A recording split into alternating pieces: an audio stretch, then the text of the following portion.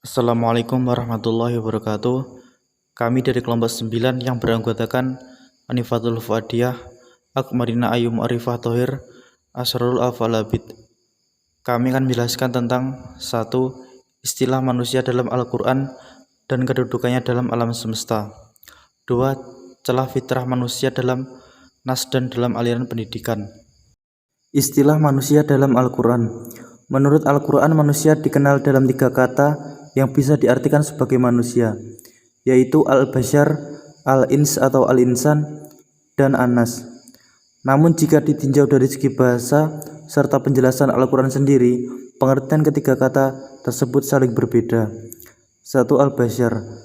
Al-bashar adalah gambaran manusia secara materi, yang dapat dilihat memakan sesuatu, berjalan dan berusaha untuk memenuhi kebutuhan kehidupannya. Menurut M. Quraisyhab, kata bashar terambil dari akar kata yang bermakna penampakan sesuatu dengan baik dan indah. Dari akar kata yang sama, lahir kata basyarah yang berarti kulit. Kata basyar dalam Al-Quran menunjuk pada dimensi material manusia yang suka makan, minum, tidur, dan jalan-jalan. Dari makna ini lantas lahir makna-makna lain yang lebih memperkaya definisi manusia. Dari akar kata basyar lahir makna bahwa proses penciptaan manusia terjadi setelah bertahap sehingga mencapai tahap kedewasaan. Kata basyar juga dikaitkan dengan kedewasaan manusia yang menjadikannya mampu memikul tanggung jawab. Akibat kemampuan mengemban tanggung jawab inilah maka pantas tugas kekhalifahan dibebankan kepada manusia. 2. Al-insan. Potensi manusia menurut konsep al-insan diarahkan pada upaya mendorong manusia untuk berkreasi dan berinovasi. Kata insan terambil dari kata ins yang berarti jinak, harmonis dan tampak.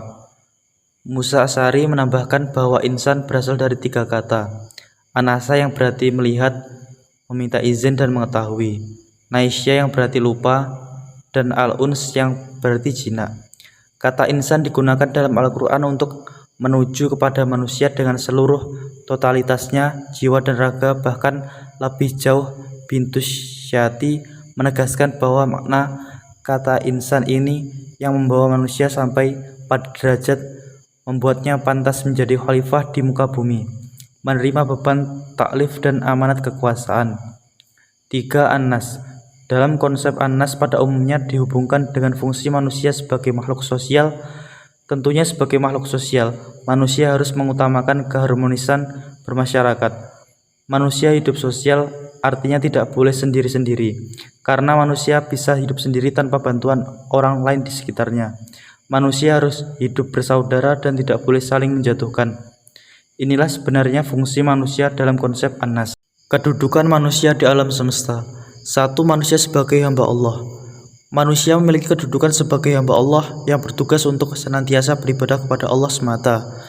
Apapun aktivitas yang dijalankan oleh manusia di muka bumi, hendaknya ditujukan untuk beribadah dan mencari ridho Allah Subhanahu wa Ta'ala. 2. Manusia sebagai khalifah. Manusia memiliki kedudukan sebagai khalifah yang berarti pemimpin, pengganti Allah dan penguasa bumi.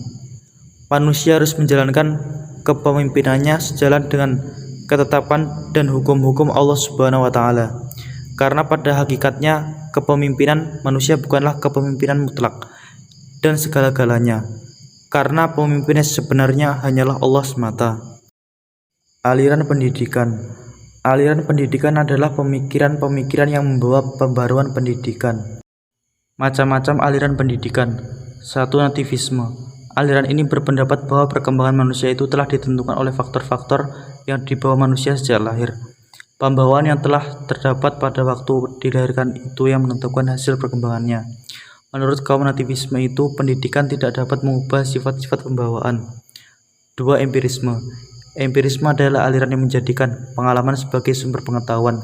Aliran ini beranggapan bahwa pengetahuan diperoleh melalui pengalaman dengan cara observasi atau penginderaan. Pengalaman merupakan faktor fundamental dalam pengetahuan, yang merupakan sumber dari pengetahuan manusia. 3. Naturalisme. Naturalisme adalah aliran seni yang mengutamakan keakuratan dan kemiripan objek yang dilukis agar tampak natural dan realistis seperti referensinya yang berada di dalam. 4. Konvergensi. Aliran konvergensi adalah gabungan antara aliran empirisme dengan aliran nativisme. Aliran ini menggabungkan arti penting hereditas pembawaan dengan lingkungan sebagai faktor-faktor yang berpengaruh dalam perkembangan manusia. Yang membatasi hasil pendidikan adalah pembawaan dari lingkungan. Sekian presentasi dari kelompok kami, kurang lebihnya mohon maaf yang sebesar-besarnya. Assalamualaikum warahmatullahi wabarakatuh.